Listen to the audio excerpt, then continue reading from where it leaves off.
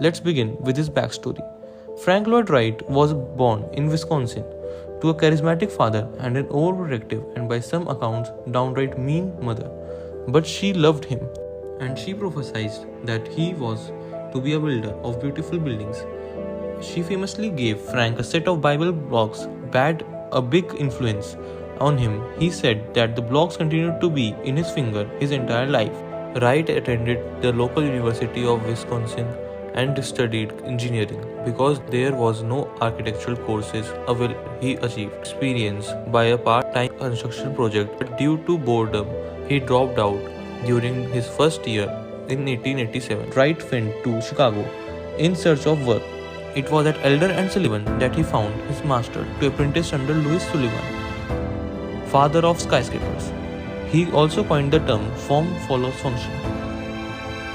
Sullivan became his mentor and together they discussed the Wright style, which is an American style of architecture which focused on clean lines and open plans. He got fired for going against a company policy by designing homes outside of work. So he started his own architectural firm, the Frank Lloyd Wright Incorporated, where he delved into an organic style of architecture which complemented the natural site and used local raw materials such as wood, stone, and bricks.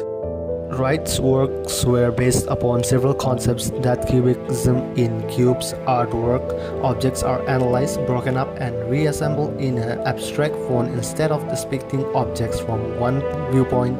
The artist depicts the subject of a multitude of viewpoints to represent the subject in a greater context.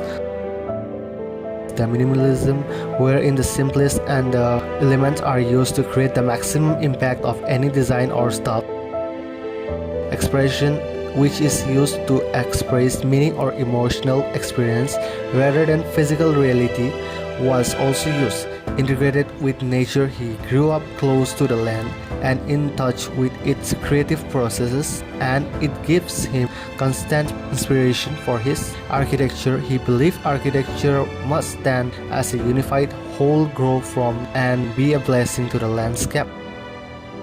Lastly, Art Nouveau, which is an international philosophy and a style of art, architecture, and applied art inspired by natural forms and structures.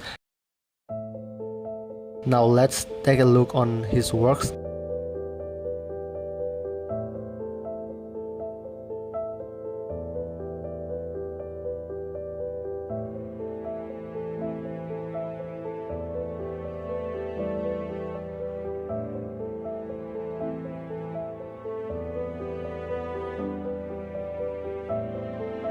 Falling Water is a house built over the waterfall, completed in 1937. Stretches over 30 feet of waterfall captured everyone's attention.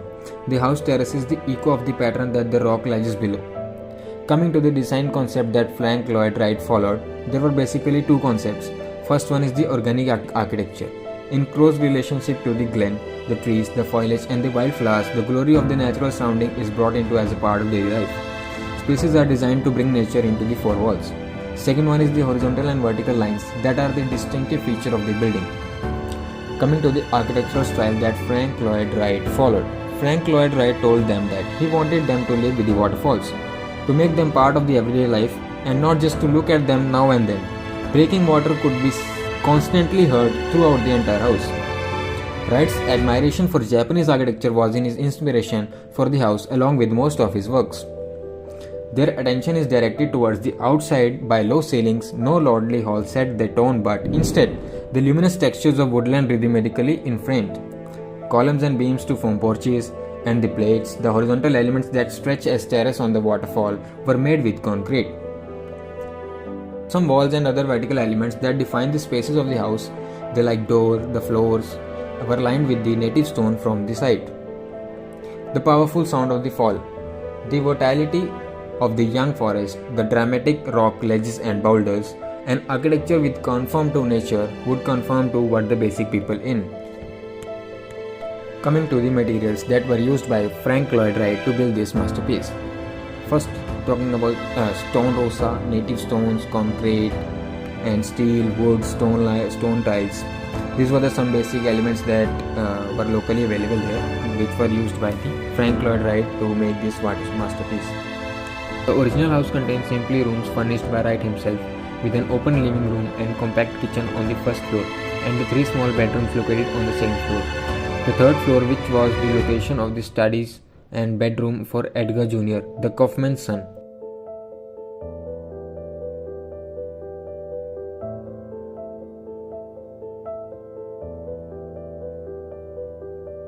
Guggenheim Museum by Frank Lloyd Wright. Solomon R. Guggenheim Museum is first permanent museum built in USA. Frank was commissioned to design a building to house the Museum of Non-Objective Paintings. This building was immediately recognized as an architectural landmark and the most important building of Wright's late career. Form function should be one joined in a spiritual union. Architect Frank Lloyd Wright worked for Louis Sullivan in his Chicago-based architectural firm. Wright extended the teachings of his mentor by changing the phrase to form and function are one. Geometric forms. Most buildings contain interior spaces that are rectilinear, and for Wright, geometry is the basic building of nature. Frank Lloyd Wright thought in curves and straight lines, which is holding symbolic significance. That is, triangles for structural unity, circles suggested infinity, spire aspiration, spiral organic process, square integrity. Look down and you find circles in the terrazzo floor beneath your feet. Look up at the underside of the ramp and you see it's punctuated by triangle lighting panels. Wright believed that the structures created beauty and geometric forms gave his work a consistent and systematic quality. Plan of museum. It contains 4,750 square meter of new and renovated gallery space, 130 square meter of new office space, a restored restaurant, and retrofitted support and storage spaces. The principal form follow function R1 is thoroughly visible in the plan for the Guggenheim Museum. According to Wright's design, visitors will enter the building, take an elevator to the top and enjoy continuous art viewing experience while descending along the spiral ramp. Section of museum. Frank Lloyd Wright originally plans this museum called for a 10-story tower behind the smaller rotunda to house galleries, offices, workshops, storage and private studio apartments. Largely for financial reason, Wright's proposed tower went unrealized. Associates architects revived the tower plan with its 8 stories, which incorporates the foundation and the framing of a smaller annex. The tower's simple facade and grid pattern highlights Wright's unique spiral design and serves as a backdrop to the rising urban landscape behind the museum.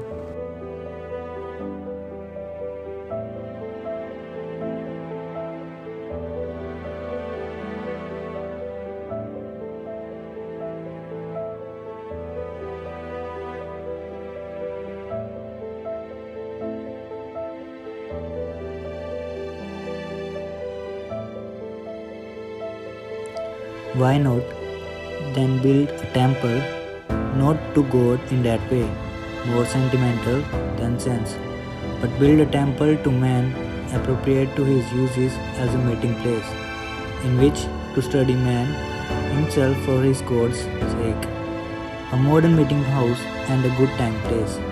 Frank Lloyd Wright. Unity Temple, designed by Frank Lloyd Wright, situated in the Oak Park, United States, completed in 1908. One of the most significant projects from his early career is Unity Temple, near his home and studio in Oak Park. Completed in 1908, Unity Temple was a replacement church for Unitarian Universalist Church that had burned down in 1905.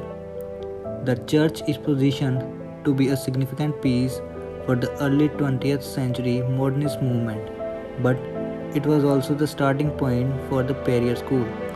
The church's intention to serve as a temple for human worship of God coincided with White's decision to forego the traditional New England Unitarian white spire architectural style in favor of a more contemporary concrete design. The temple is teeny compared to the impact that the structure produces. In order to foster the sense of community, White had created as a venue for everyone to gather and worship. Every seat in the temple is situated within 40 feet of the pulpit, although there is a far smaller space than it seems. The amount of light that enters the room through the clerestory and skylight gives the impression that the space is much larger than it actually is. Since the windows were removed from the street level, the parishioners had no view of the exterior or nature. Wright's response to this issue was to design stained glass that had hues of green, yellow, and brown to evoke the sense of nature within the interior. In the substance, spatial arrangements, and literal method of light, there is a play between light and dark. When compared to the interior, the exterior reads as heavy and impenetrable. The light seems to appear out of nowhere inside the temple, fixing the room with light. As visible in the plan, sitting in the center, there is a difference in the level. There are 3 stairs in the corners and the entrance. On the right side, there is a unity house where there is a kitchen and serving area.